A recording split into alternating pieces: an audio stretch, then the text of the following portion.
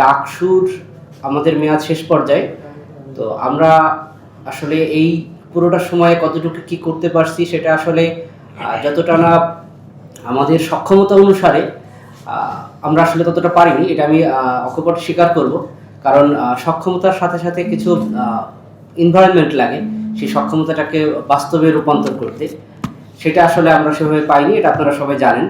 তবে একটা জিনিস হচ্ছে যে অনেকেই বলেন যে আমরা ইশতেহারে এত কিছু কেন দিয়েছিলাম। আসলে স্বপ্ন তো সবাই দেখতে ভালোবাসে, এবং আমরাও ভেবেছিলাম যে প্রশাসনের সহায়তা পাবো, বা বিশ্ববিদ্যালয়ের শিক্ষকরা তো আমাদের পিতার মতো, আমরা তাদের সন্তানের মতো, তারাই বলেন।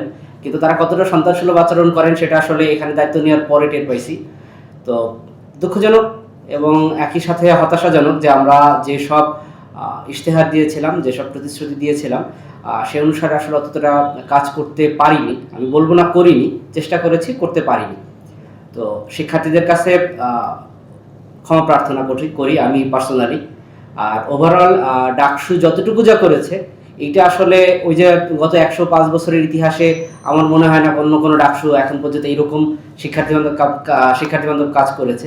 তো আমরা আমাদের জায়গা থেকে সর্বোচ্চটুকু চেষ্টা করেছি, এবং আমরা পরবর্তী ডাকসুর জন্য প্রশাসনের কাছে দাবি জানাবো এবং আদায় করে ছাড়বো ইনশাআল্লাহ।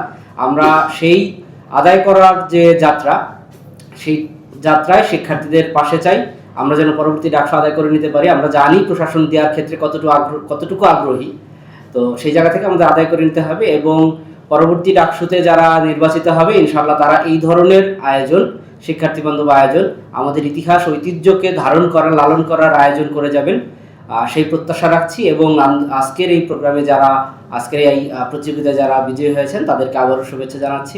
ধন্যবাদ।